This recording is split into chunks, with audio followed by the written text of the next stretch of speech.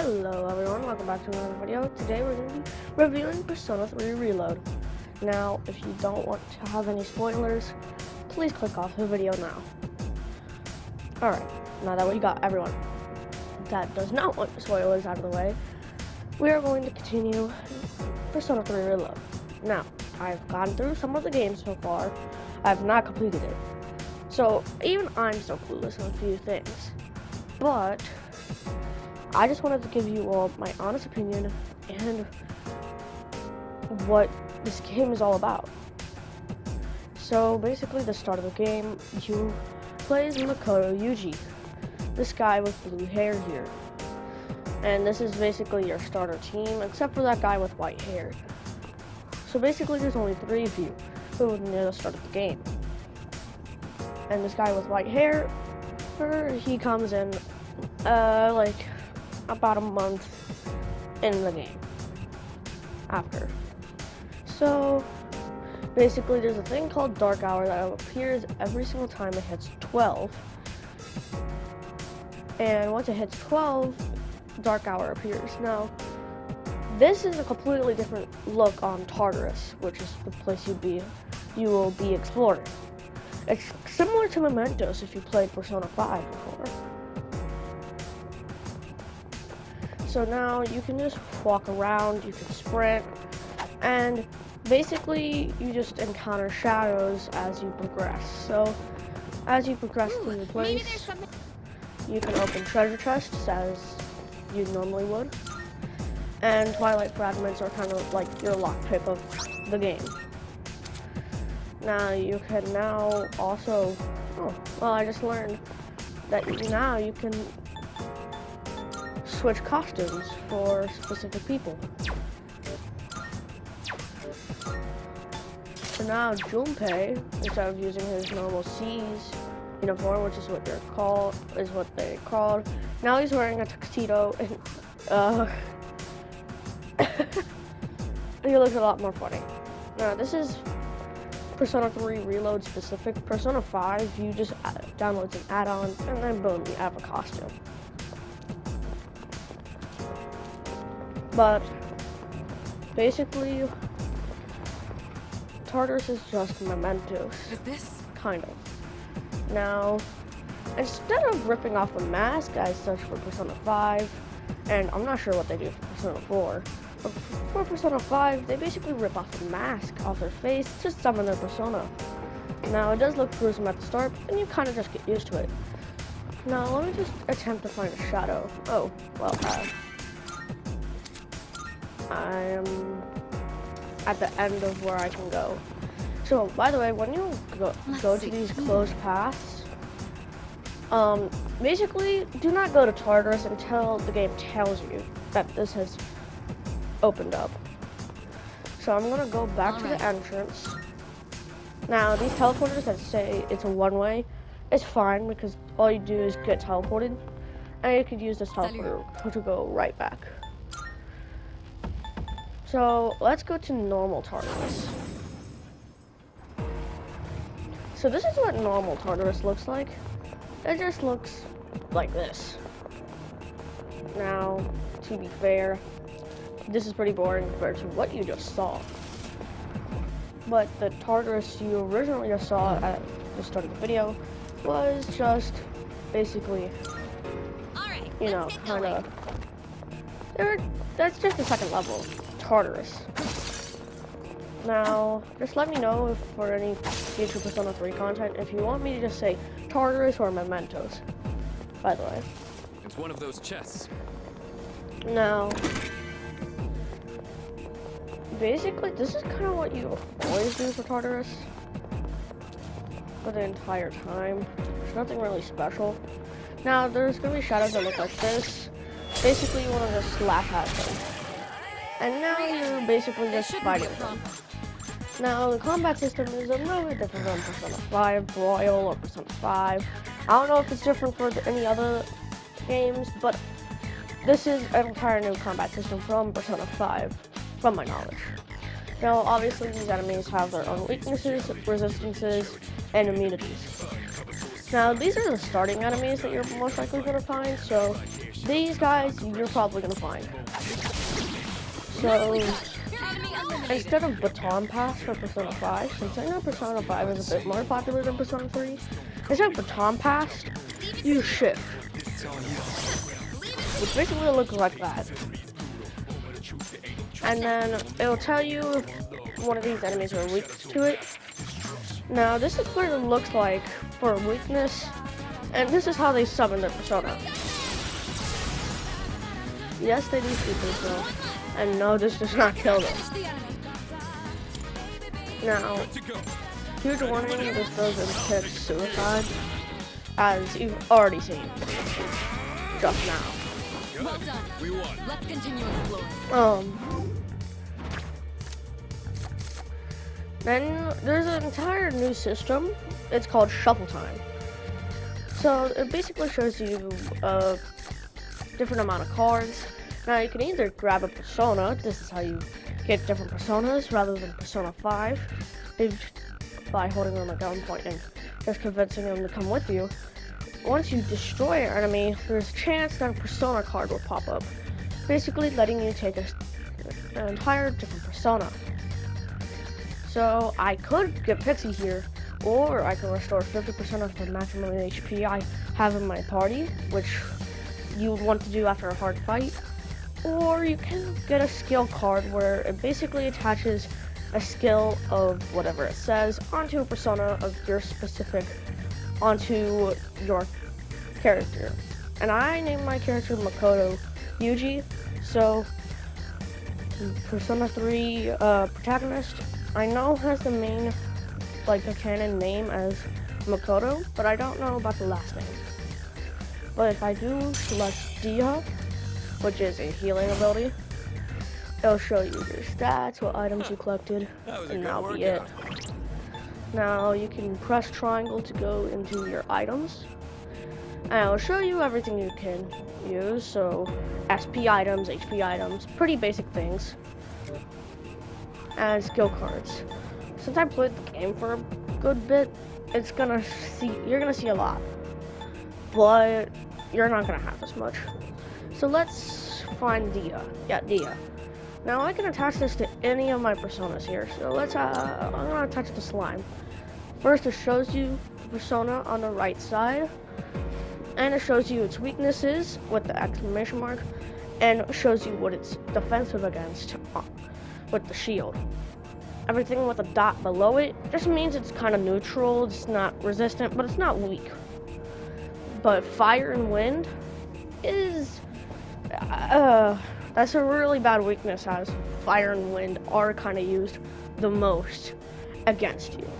So slime, I would not recommend unless you get a specific skill card saying that, oh, maybe you evade fire more, or wind more, or you're fully defensive or something.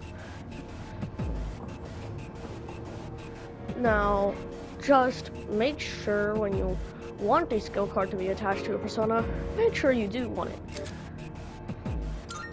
And for a persona, if you go into a persona that already has this, it'll say Dia has already been learned, meaning that you don't need to make this persona learn Dia because it already has Dia. So you don't have to worry about that mistake because the game will choose for you. Now for Jack Frost, I could attach Dia, but if I don't want Dia, I could back up again, and choose a different skill card of choice. Now, I love this feature, especially for Persona 3 Reload, mainly because it's a lot better than Persona 5 Royal. This is materials and valuables, basically just what you get after killing enemies or just getting them from chests. This is basically a good way to make money in the game, and you'll learn in the future how to sell these valuables and stuff. Event and misc, you don't really have to look here ever. Order obtained tells you what you obtained in order. So basically, if you were looking for a specific item but you can't find out which selection it is, you can just go here and look for it. Consumable items, as you've probably already seen, is HP, SP, and other stuff. skills, it basically tells you if you can heal or not. So, like, say if Makoto was 100 HP, you can use Yukari's SP to use Diha on Makoto, healing him. Now, you might have to do that multiple times, by the way, but it works. You can also see their level. Now, for Makoto, his level doesn't technically matter. All it does is increase his HP and SP. Now, equipment, you're going to want to focus immediately. This basically just shows the normal stats for this. By the way, the outfit does not matter, so you don't have to worry about the outfit. Now, the armor and the weapon is the one you want to focus on the most. Accessories, yes, still matter, but the armor and weapon are main priority for anyone. Now, persona, you could just see all of your personas and what they look like here. Now, you only have a specific amount of personas you can hold at a time, and if you choose or you don't want a persona, so like say Chimera, I don't want Chimera, you can release Chimera, and now you have a free slot in your persona inventory to get a different entire persona. Now, say if you had a full inventory and you wanted a completely different persona, if you chose a persona from a persona card during shuffle time, you are going to be forced to release a specific persona, either the one you just grabbed or a persona that is in the selection, which can be a hard decision at times. Now, stats kind of just tell you what stats they are and can just tell you all of this. It tells you what attack type that person would be. It tells you how much HP they have and how much XP they require to get to their next level. Now, you can now just go through their persona and see who's whose. Now, Makoto's, you can't really decide because you have to actually go into the persona and change it to actually get a different one. Now, there's a lot more party members that I'm not aware of that are on this. So eventually you're gonna have to decide who you want and who to favor, and whose weaknesses are the worst. Now, I'm not gonna lie, Akihiko's, when you can, get Akihiko off your party. He is weak to ice, and ice is one of the main abilities that I've seen on the second level of Tartarus. So I suggest getting Akihiko as soon as you're possible off your team. But if you have to have 3 other party members, then leave him until you get a new one. Now you can just see your requests. So basically, you just kind of like spoilers here, but eventually the Velvet Room member, which is Elizabeth in this game, will ask you to find specific things and do specific missions. Social Links is just confidants in Persona 5, but it's basically the bonds you made with other people. Calendar, nobody really uses this, and system is basically your settings through tutorial and all that. And that's kind of all you need to know about the game. Basics anyways. You can use L3 to go through the log if you missed a dialogue. Now you can see that it says replay in the bottom left, and you can see that there's a broken megaphone here. If this is a full megaphone, you can press X to replay that, but if it's broken, that means that there's no dialogue, such as like canon dialogue, so you can't actually just go and replay that because you can't hear anything. So if I kind of just try to scroll up, oh well, I don't have anything. You can press L1 to look at the map of Tartarus that you've already explored. And if you press R1 while out of menu, you can auto-recover using somebody's SP that has Diha or Media or any healing thing, healing on their persona, uses their SP to heal their entire party to maximum. Now, to be fair, it's not really noticeable, but you want to save your SP as you can, so be careful when you do auto recover. I only suggest doing it if your entire party is damaged or if one of your party members are low. You can press Navi. Basically, Mitsuru, basically the person that is kind of like outside of target risk, will help you throughout your place. Will tell you your highest floor you've gotten to. Now let me find a shadow here to show you what else Mitsuru can do. Now, once you approach these guys, you can press R1 to use assist. Here's your chance. You can target a weakness. Now, she'll tell you and show you what you can use that are weak. So Bufu is a weakness to this guy, and slashing is this guy's weakness.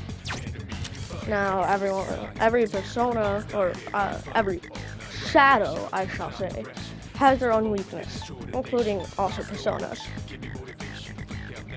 Now, using a weakness against a different enemy that does not have it means they'll be neutral or something. So if I use this, it will show that, boom, you destroyed them. One less to worry about. Now you can switch to anyone else, but if it does not show the weak thing, like it doesn't say weak for that person, that means they do not have the item, or I guess stuff, to get their weakness. Now if you keep pressing R1, it will give you the weakness. Now the cool thing about this assist option is that, it doesn't have any repercussions, but you have to find the enemy's weakness before you can use it. Otherwise, she'll say you need to find out the weakness first. Some enemies do not have a weakness, so you kind of just have to go off of your own gut. What to do? What is the best? Now, you don't always have to use this weakness thing or assist thing, but it's not a bad option. So now, Arcana bursts are specific Arcana cards. Now, you don't really need to use these Arcana cards, but they will help you in Tartarus. So, obtain one of the item homunculus. I probably said that wrong, but it tells you what you get, and it's an Arcana card. Now, you'll learn more about this as you go through Persona 3 Reload, but I'm going to show you what getting a Persona looks like. Acquire the persona, that name, goes to this, and if you have a free slot, it'll just be like, alright, well, you got a persona. And you go here, and then it's a level 2, so I'm going to release it, obviously, but yeah, that's kind of all you need to know about the basics of Persona 3 Reload. And if you enjoy this type of content, or if you just enjoy me playing some of these games, then let me know in the comments down below. Anyways, I gotta go finish the entirety of Persona 3 Reload. Have a good day, and I hope you enjoyed this review, and like and subscribe if you did. You don't have to, though. Only if you enjoyed this video. Thank you. Goodbye.